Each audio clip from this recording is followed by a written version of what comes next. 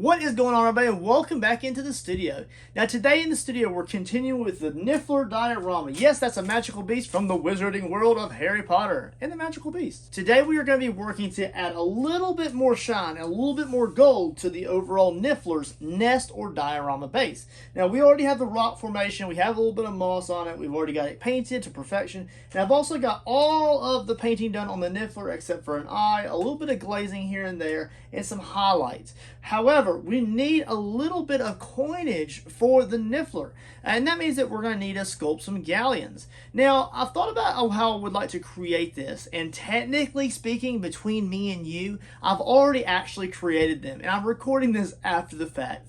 So just so you know, I've already made these, and I did make them a little bit rougher than I had originally anticipated, but just because I made a slight mistake in the process doesn't mean they're actually turned out very bad. They actually turned out pretty good overall. However, I would like to bring up the realism a little bit. Now, gold coins back in the day could have been made a lot of different ways, right? They could have pressed them, they could have poured casted them, they could have made them a lot of different ways. Of course, when you think about very, very old types of coins, you would think of them in little squares, or kind of like poured into a mold, and then they pop them out, and then you'd have a bunch of coins or pieces of gold or silver casted that people can spend as currency, right? So if you think about that as far as gold coins, and if I don't go after the imprint of the galleons on the front of the coins, then I can really just have artistic freedom and just enjoy the painting process. And that's where my mind's eye was when I began this process. I knew that I wanted to incorporate XPS foam as a core base, so it'd be super lightweight, and I don't have to waste a bunch of clay or materials to build up that core to create the actual outside shell. I also knew that I wanted to incorporate a type of clay into it. Now, XPS foam is very slick in a lot of ways, and a lot of clays do not stick to it unless you prep it in a certain way. So I kind of experimented, and my mind's eye kind of really shifted throughout the creation process of the little stack of medallions. But I'll kind of explain more as I roll through my thinking for the video. Just as a disclaimer, I picture these galleons as rough casted, kind of uneven, unbalanced, and they're going to be sitting behind the Niffler itself. So I highly encourage you to enjoy this video. Again, we are going to be using XPS foam on the Proxxon saw, and we're going to cut those out pretty rough. In a separate video, just so you know, I will make absolute perfect medallions, and I will do an improved version. This version you are watching now is incorporating a clay slip. More specifically, I am using creative paper clay and water to create that slip, and I use that to paint it on and make the overall items have a strong outside shell before I begin any painting with acrylics. We're using a multitude of acrylics in this process, and I will go through those as we run through the video. So if you're just now getting into making medallions or getting into foam art, anything like that, this may be the video for you. But if you also just want to sit back and enjoy the creation process for a gold item, who doesn't like gold? This might be the video for you. So sit back and enjoy. Let's kick up some music, and let's go ahead and get into the studio and create some little rough cut medallions. Not medallions, galleons. Wizarding World galleons. Let's get it. All right, you guys, so let's jump into this voiceover and look at this little Niffler. He is a little magical guy, and he is turning out so great and beyond my expectations. Now, of course, we're in the home stretch on this project, guys, and we do have a little bit of detail work here and there. For instance, around the cuffs of the hands and the feet where they're meeting the little kind of feather or fur texture. I do need to do a little bit more clay work there and do some fine-tuned highlights across the entire item. But we're really kind of in the home stretch as far as the treasure, as well as the galleons we're making in this video, and the overall base itself. I do plan to build up a little bit more dirt around his little legs and his little butt there, just so it makes it look like he's kind of sitting down into kind of like a little dirt patch. And I plan to have some of those gold nuggets that I plan to be popping out of the dirt here and there. So I'm just trying to showcase how I would like the galleons to look. I kind of like the overall kind of height of this folk art paint bottle. It's just your standard craft bottle. and I do like its height, but the problem is I want it to be on this right-hand side, our right-hand side of the Niffler itself. And what that means is that I can't have the actual galleons too thick or too wide. I need them to be small enough that they can fit between the tail and its the Niffler's like backside or leg. If I put it upright the way it's supposed to be, then the galleons are just a little bit too wide, because I want it to have a little bit of an air gap between the galleons and the Niffler. I don't want it to look like the galleons are leaning on him. So they need to be independent, and they need to have a little bit of a gap there. And I also need to make sure that they stand vertically. So just be aware that I do build that up with an air dry base. I do use creative paper clay for that base, and then what we'll do is we'll use that creative paper clay before it dries to level the surface for the galleons to sit down on. So again, we're going to use this little paint bottle here to go ahead and trace out the size of the little coins that we need as we work through the props on saw. I'm very stickler for detail here, guys, and I am using some popsicle sticks just to kind of prop this up here so I can get just a look of the air gap between the galleons and the Niffler, because I need to make sure it looks good before I start rolling through this process. Otherwise, it's a lot of wasted time. There's going to be a little bit of dirt buildup around his front leg there, as well as around the back. So I'm not really worried about there being too much meat there as far as dirt, but I do need that to be a level surface for the galleons to work properly as far as the aspect ratio and how it's set up. So what we're going to do here is we're just going to make sure that when that builds up, that there's enough room for the dirt to kind of spill over. And we're going to have a few other knickknacks kind of hiding away in that dirt base when we do apply it. So you need to prep for that. Make sure you plan for all contingencies.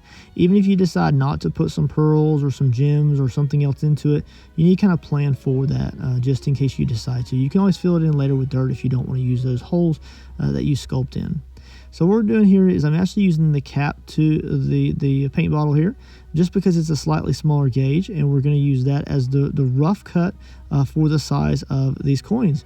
Now I'm going to cut these in different kind of thicknesses. One of my mistakes, you guys, but it's not really a mistake if that's just the look you're going for. If that's what you're going for, then it's not a mistake at all. I just feel like it could have been a slightly easier if I had done it slightly different ways, and we'll improve on the 2.0 version of this video. So just be aware that will probably be a little bit of a faster paced video, because we already kind of know what kind of color combination we were working with and the overall process, but it's still fun to watch. Now as we blast through the props on saw here, anytime I can use my props on saw, it is very therapeutic. Any crafter who has one understands this, and foam crafts are absolutely a blast to create. Again, we are making these rough cuts, so you're seeing that I'm putting a lot of little jaggedness to them. They're really not straight in any way. We're gonna improve on this using the little gauge there on the bar of the props on saw to kind of gauge the thickness of these. And you'll see I kind of made some of them at two different thicknesses. So there's one thickness there, and then I'll reseat and then see these are a thicker style of coin, because I thought that maybe if I make them thicker, then I won't have to use as much glue to attach them all together. It's technically okay, and it kind of works out pretty good. But I think that having all of them the same size, it actually probably streamlines the process a little bit. Here they were kind of just showcasing what they would look like when they're kind of staggered like that. And then we were going to use a hot glue gun to attach these. Now, we really didn't have a plan in mind. You just start using the hot glue, and you just kind of just build them up as you go. And then if you feel like they need to kind of balance one way or the other, then you can do that, definitely. Having them staggered makes it feel like the items are in motion, as it were. When I do this for 2.0, you'll notice that I will go out of my way to not use very much hot glue. I don't want any kind of seepage around the outside edges when I attach coins on coins. So we're going to make improvements. So just be aware that you'll see that I'll use a little bit less glue between each layer. Building these up here. And I was originally just going to do one stack, but then I kind of got happy with how two stacks looked. So I decided to go ahead and build up two of them. Now during this process, it was pretty rough overall. I was doing a lot of stuff in the studio, and I had stuff absolutely everywhere. So I do hope you guys appreciate the clean surface I'm working on, because it has not been clean, guys. I've been working with like soils and dirts and flocking and paints, and it has been a messy process. This has definitely been a doozy of a project, and the full-length content video that is coming out or already is out on my YouTube channel of me creating the overall Niffler. It has been pretty intense overall, and it definitely is worth every minute invested, but it is definitely a doozy of a project. So I decided to go ahead and attach this to a popsicle stick here. Both versions of both stacks here will be attached to a popsicle stick, and then I'll use that to hold on to it as I paint it throughout the process. What I'll do is I'll cut that popsicle stick off with a pair of side cutters, and then I will extend that over the bottom again, just to give it a little bit even more extra strength there. So what I'll do is when I make the clean cut versions of these, again these are the rough cut, then I will use the same methodology to create that. And in doing so, I'll use 2 popsicle sticks to kind of knock that out there. I'm going to go ahead and glue that on there, and then there it is, ready to go. It still doesn't stand up vertical on its own, because I do not have one popsicle stick on the very far back, so it kind of creates like an imbalance there. But I'm really not too worried about that. It should be just fine. Figuring out the last little medallion there before I move on to the next stage of this awesome project.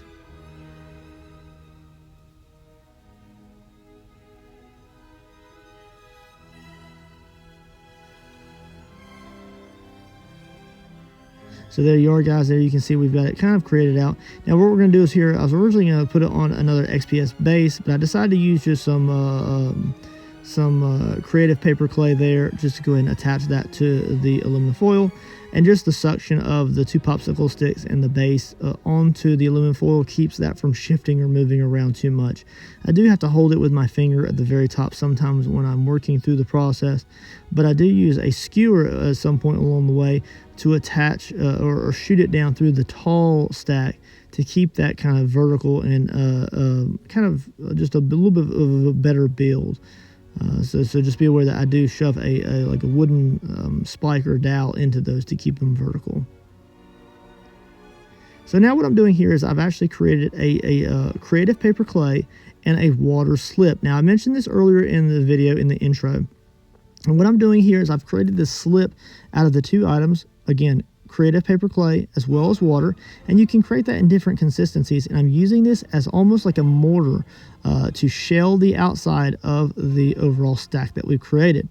Now a few notes here: if you're going for the rough cut, this is the way to go. Not only are you getting a little bit of that hot glue gun spillage over the outside edges of the coins, but I'm also getting a lot of collecting with these layers on the kind of like top edges or the moved pieces. So I have like very lumpy, non-clean cut coins, and that's something that I think we can improve on is not having them very, very loose and very bumpy and kind of like running all into each other. And that's what it tends to look like when you apply so many layers of this shell before you move on to any of acrylics. In the next video, we're just going to go straight into acrylics, and we're going to try them to do them a separate way. See if we can just get an overall cleaner cut size of coins, more consistency between all of them. So as you can see here, I'm just going to moving through the motion. This is like that layer number 2 or so. And then once we finish up with this process, then we can move on to painting, which is actually quite a bit of a process, because I had cut so deep of coins where it looks like some of the coin stacks are 2, 3 deep. I had to hand detail paint those, otherwise you wouldn't see any of those details. Pretty cool there. There it is, and it's going to take about 24 hours, about 12 hours to dry overnight. And then I do pick it up the next day. I do a light sanding on the outside edge of each individual coin, and I try to remove a little bit of that buildup around the coins themselves. But I do end up leaving a little bit of that behind, because I don't want to remove everything that I put on there. But it does allow a little bit of shaping, but it still is very rough. Alright, so with the sanding almost completed there, I'm going to go ahead and give that a nice dusting to kind of get some of that dust off there. and then we'll move on to the next stage here. Now I do put another layer on, but this time I do add a little bit of titanium white to it, just so I can get a little bit better overall coverage over that XPS foam. You can kind of see that still popping through in particular areas where I did like kind of a round sand on some of the areas. And we're just going to go ahead and just push through and eliminate that. All right, so as you can see, I'm just building up those layers there, and you're seeing a lot more opaqueness. You're seeing a lot thicker paint and clay that are building up. But you still got to give it ample time to dry, just so you kind of don't get any pulling or edging or kind of misconfigured shapes, which can at times happen. We're going to begin with a Mars black base. I really just like how the golds look when you kind of build up their colors over the Mars base.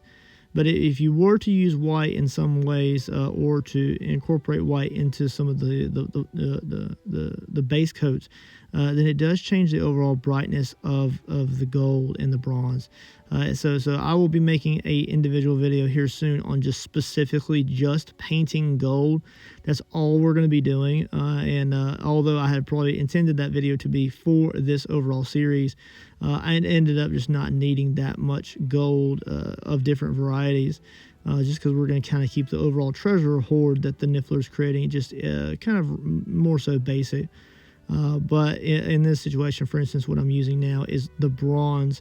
And normally what I'll do is I'll start off with the bronze, and then I'll work up into antique gold, and then for highlights I'll do the pure gold, just because it has a very, very bright highlight. But it depends on the situation. I'll also come in ever so often, actually in a few moments, when I get a full base coat of bronze on here, and I will do a sepia wash over all of those kind of like extended out coins. It just brings up the realism a little bit as far as color combination. But go ahead and sit back, guys. We're going to go ahead and blast the bronze base coat layer here, and then we'll start to work into some of the antique gold for particular layers of individual coins before we go into the pure gold for the extreme highlights. Very gold, very beautiful, and it turns out to be very, very vibrant and bright overall. Here it is with the ink that I was speaking of a moment ago. Now this is a Dollar and Rowney sepia ink, and I left this intentionally very thick. It is mixed with a few drops of water, but for the most part it is ink all the way, and it will come off as the wear and tear goes through the process of painting. I will also spray this so it gets a lot of drip down onto those higher outside edges of the coin, and it will give a more realistic overall color combination than if you just left it just the way it was. So you have to work through all of your stages to get it to the perfect, absolute perfect color. And then this process is really necessary to get that. Now in total, I will do a total of a whole nother layer, mainly focusing on the antique gold before I work into another sepia wash.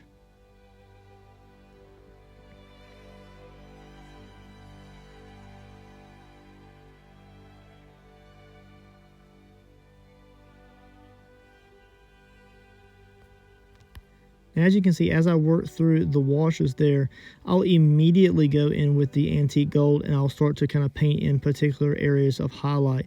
And I'm going to be intentional that I let some of that wash mix in with my existing acrylic paint for the antique gold, and it really gives a really nice, good, rich color.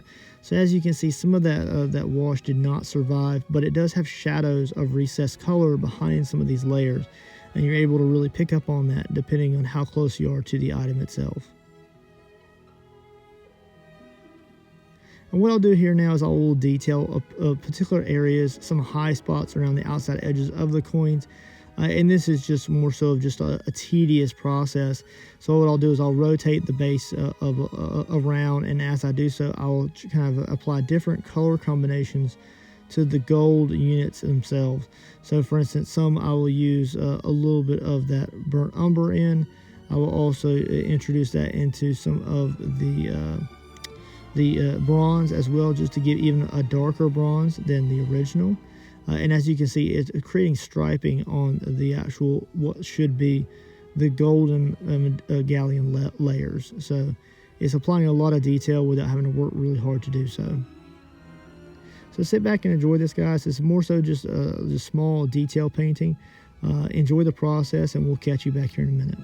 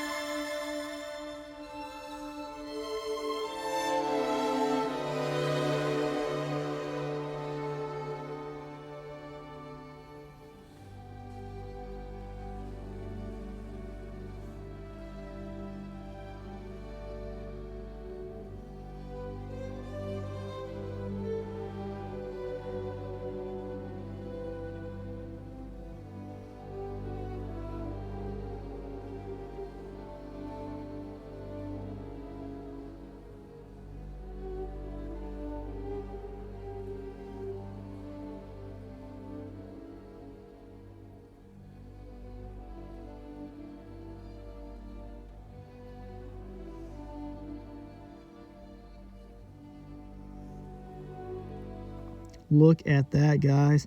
Now, again, rough cut. They're kind of like uneven, but that's completely fine. I think they look absolutely fabulous. So as I go around, I'll apply some little highlights here and there with the absolute pure gold. And it's just going to give a little bit extra shine depending on where you are in conjunction to looking at the diorama in the room. Or if it's kind of like off to the side, or however that's going to happen. But I did specifically design it so that the Niffler itself had a little stack of coins, and I think they turned out really good. Just applying some little details here and there, giving a little bit more of a highlight there on that top coin there, and I'll remove that little wooden skewer there as much as I can with the side cutters there before I go to something more advanced. And then there is the overall item itself. Just give it a few more little highlight details here and there, or look at a little bit of a flood coat acrylic over that popsicle skewer there. And then there it is. What do you think, guys? It's turning out absolutely great so far. We're going to give it a little bit of time to dry off and let the colors richen as that air evaporates from the acrylics. And then we can kind of move on to the next stage. Look how lightweight these things are. They absolutely are no weight at all. It could literally blow across the table at any moment just if I sneeze. And they look really cool overall. I may come back later if I decide not to use these in the actual diorama itself, and I may make their own little like rock base and put some different layers of acrylics on those. But maybe later on down the road I'll do that if I'm really bored, or if I've had these sitting around for a very long time and don't plan or intend to use them on any other projects. So if somebody wants something like this, make sure you reach out to me. I can always make something like this happen for you. It doesn't have to be gold. It could be silver or copper knuts or silver pincers. Just let me know, and we can kind of work things out and create something for you here out of the studio. Just remember that a lot of commissions from my studio do end up here on YouTube. So if you want to see your project listed here, you can always just order something and let me know that you'd like a video created on your actual product itself. It gives a little bit more personal feel to some of the art that you can get here on YouTube or TikTok or wherever you may be watching this from. Look how absolutely fabulous the little gold galleons look behind the Niffler. And I think it really kind of brings the overall project to life a little bit. We're going to go ahead and finish up the next set of these, and depending on which one I like the most is the one that we'll use for this diorama. And then of course we'll move into the final stages of the actual flocking as well, which is its own independent video. You can also see an independent video of me creating all these little gold nugget rocks as well. Very fun, very simplistic overall.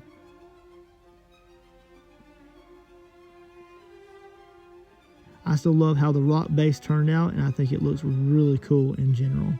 All right, you guys, so there is the first stack of galleons, and I did not make an imprint on the top of those. I may come back later on down the road and make a stenciled cut and of the actual galleon's face plate on the coins itself. So if you were to think about them like cast printing them with like a print or a press, then you could kind of get like a face on there or some like detailed stars or something. But I made these very simplistic overall. The shading turned out very good, but we are going to make an improved version of these, and I'll probably, depending on how well they turn out, we will make use those in the diorama. However, I did go ahead and sculpt a air dry creative paper clay base here around these. So technically speaking, they do just snap right into place right here. And of course, I still have yet to go over that with any kind of flocking or any kind of like dirt or paint or anything like that. But I did base coat it in a Mars black as well as a little bit of a burnt umber. So just be aware of that, right? I did do a little bit of base coating before I put that in. Now that is molded so that it looks like the coins or the base of them is sitting slightly into the dirt around it. And then we'll build up materials around that, including some like little bush flocking, some weeds. We're also going to incorporate a little bit of static grass. And it's also going to have some gems and things laid around the actual item to make it feel more like a treasure hoard that the Niffler, as small as he is collecting, right? So again, just be aware that this is a full-length video that you can see on my YouTube channel if you want to watch the entirety. But the galleons out of foam and hot glue and the clays were just a fun side video in the creation process. So some improvements that we're going to make in 2.0 for this when I do make them. One, I'm going to go out of my way to make sure that not only are each individual galleons cut to the exact same thickness, which I did not do here. For instance, I created it to where these galleon stacks here are one piece of foam, and then you have two above it, and you have one below it. And then if you go around to the back side, you have like two ones that's independent. That's why I stick out so far. These two are together. This one's out. These two are together. This one's out. These two are together, and so forth up. But if I make them all, if I cut them all individually, what that means is that they will have a natural seam between each piece of foam as it goes up. I'm going to be very intentional to not let the hot glue pour out of the sides. So you don't want any smushing, pushing of the hot glue out of the sides of the foam. We don't want that. So I'm going to use a minuscule amount of hot glue on each medallion. I'm going to make sure that cools before I move to the next stage. The overall pattern of them going up and then cascading to the sides here like an unbalanced coin, I'm going to make exactly the same. I love the shape. Turned out great. So that's why I did release this video, is because it's rough cut, right? If you didn't want to make it super exact, you want to just rough cut, if that's the type of art you're going for, then this is the video, this is the items that you would create. It is super lightweight, right? Like super crazy light. Like you could blow it, it'd blow away. So it's very cool. And then in the next video, of course, we're going to be very exact. So you'll see a lot straighter corners and edges. And we will not be using clays in that process. So I will not use a slip in that video. Instead, we're going to go straight from foam cutting to glue straight into paint. And we're going to keep those paint layers as thin as possible. We'll still use the same color combination of the bronzes, the pure gold, as well as antique gold from folk art to build those colors, but we will do it in a lot cleaner manner. Of course, this is the first time that we've created this, and I may be monologuing now, I do not know. But regardless, I hope you guys really enjoyed the video. Make sure you like and subscribe, and I hope you enjoyed this version of the galleons that we created out of the XPS foam. Again, these are the rough cut, and we will be doing the clean or straight cut next.